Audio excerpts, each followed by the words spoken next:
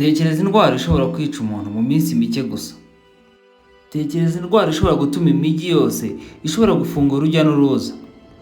Tekereza indwara ishobora kukubuza kwegera umuntu wawe ukunda. Tekereza indwara idatinya guhitana abaganga mu gihe bari kugerageza kurokora ubuzima bw'abarwayi. Iyo ndwara ni Ebola. Twongeye kubasuhuza abakunzi bacu bo kuri News. Uyu munsi tugiye kugaruka kuri Ebola. Turabashimiye mu mwakoze subscribe, n'abatarayikora turabasaba kuyikora kugira ngo mujye mubona amakuru mu ba mbere. Mukore like, comment na share. Muri iki gihe abantu hirya no hino ku isi bahugiye mu byishimo by'igikombe cy'isi cyo mu mwaka wa 2026. Ariko mu gihe amaso y'abatari bake ari kureba umupira w'amaguru, gusa nubwo biri uko ntago ariko bimeze ku nzego z'ubuzima. Inzego z'ubuzima muri Afurika zirimo gukurikiranira hafi icyorezo cya Ebola cyongeye kugaragara mu bice bimwe na bimwe. Ushobora kwibaza ngo ese niki gitera iyi ndwara iteje ubwoba? Ese Ebola yatangiye ite? Yagaragaye he bwa mbere? Ese kubera iki iteje ubwoba cyane? Kubera iki igenda se ikongera ikagaruka?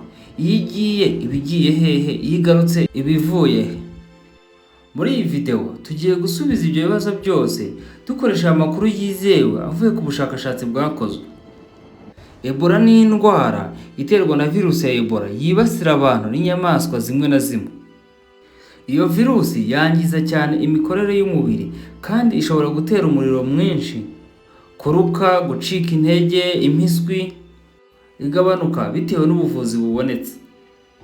Kwa muganga ku nzobere zirwanya indwara z'ibyorezo, mu mwaka w'1976 isi yatunguwe n'icyorezo cya Ebola. Gusa muri icyo gihe ntabwo isi yari ihangayikishijwe na Ebola gusa, hari ikindi cyorezo cya Marburg ndetse n'icyorezo cya Lassa fever. Izi ndwara nazo ubwazo zari zihangayikishije kuko zari zifite ibimenyetso bimeze nk'ibya Ebola. Ibi byatumye abahanga batangira gukora ubushakashatsi bukomeye ku ndwara ziterwa na virusi itera umuriro ukabije cyane. Muri uyu mwaka w'1976 Ebola yagaragaye bwa mbere mu byorezo bibiri byabereye icyarimwe.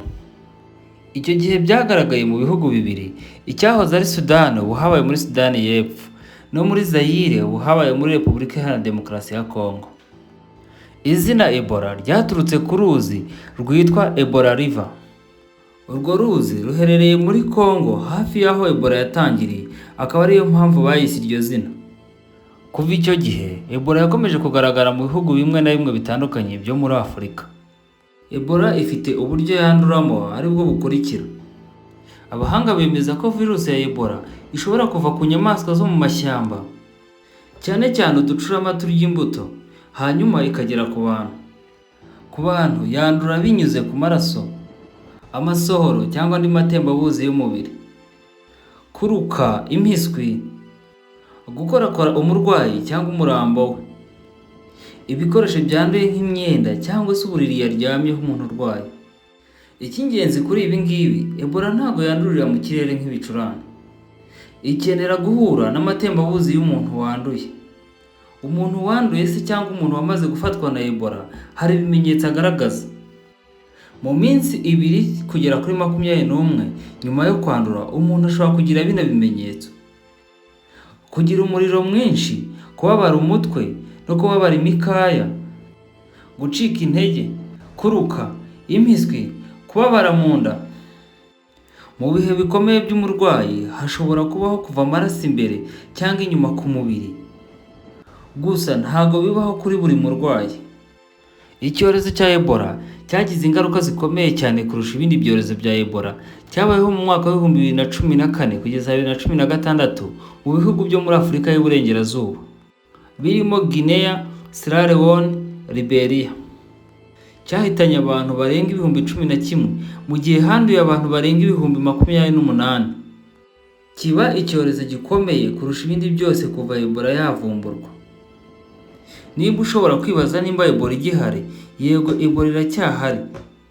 Ebola igenda igaragara rimwe na rimwe, nko muri mwaka wa 2026 irahari muri Kongo na Uganda. Hari icyorezo cyatewe na Ebola yo mu bwoko bwa bundi buryo muri Repubulika Iharanira Demokarasi ya Kongo. Ikaba yarabashije kugera no muri Uganda. Hari ibintu bikurikira ushobora gukora ukirinda Ebola kandi ukayirinda n'abandi muri rusange. Wirinda gukorakora amaraso cyangwa andi matembabuzi y'umuntu urwaye. Gukaraba intoki kenshi. Kwirinda gukorakora umurambo w'uwapfuye kubera Ebola udafite ubwirinzi bukwiye. Niba ufite ibimenyetso kandi warahuye n'uwanduye, wakihutira kujya kwa muganga. Ugomba gukurikiza amabwiriza y'inzego z'ubuzima mu gihe habayeho icyorezo. Ebola ntibura burundu ku isi yose. Iyo nta cyorezo gihari mu bantu, virusi ya Ebola ibibaho cyane mu nyamaswa z'ishyamba, cyane cyane uducurama turya imbuto. Niho abashakashatsi bakeka ko ari ububiko nyamukuru bwa virusi ya Ebola. Hari igihe ishobora no kuba mu zindi nyamaswa, inguge, ingagi, gusa nazo akenshi ziba zaranduye, ntabwo arizo zibika iyo virusi igihe kirekire. Dore uburyo iyi virusi ya Ebola igaruka mu bantu. Iyo umuntu ahuye n'inyamaswa yanduye cyangwa se ibitse iyo virusi ya Ebola, biba byoroshye guhita ufata iyo virusi. Gukora iyo nyamaswa yapfuye cyangwa irwaye, abenshi baranazirya. Guhiga cyangwa gutegura inyamaswa zanduye mu gihe zafashwe n'imitego. Guhura n'amaraso cyangwa andi matembabuzi y'inyamaswa yanduye. Iyo virusi imaze kugera ku muntu umwe, ishobora gukwirakwira ku bandi binyuze mu matembabuzi. Ibi ni byo abahanga bemeza kugeza ubu. Gusa ubushakashatsi burakomeje bareba uburyo virusi ibungabunzwe mu bidukikije. Ebola ni indwara iteje ubwoba, ariko amakuru nyayo n'ingamba z'ubwirinzi bifasha abantu kuyirwanya no kuyikumira. Iyo abantu bamenye uko yandura n'uko bayirinda, birashoboka kugabanya ikwirakwira ryayo no kurokora ubuzima bw'abantu benshi. Ibitabo n'ubushakashatsi twakoresheje ishami ry'umuryango w'abibumbye rishinzwe ubuzima. Igitabo Central for Disease Control and Prevention n'igitabo Ebola: The Nature and Human History of Deadly Virus. Tubashimiye ko mwakomeje kubana natwe, tubibutsa gukora like, comment na share. Abatarakora subscribe bakaba bayikora kugira ngo mujye mubona amakuru mu wa mbere. Imana ibahe umugisha.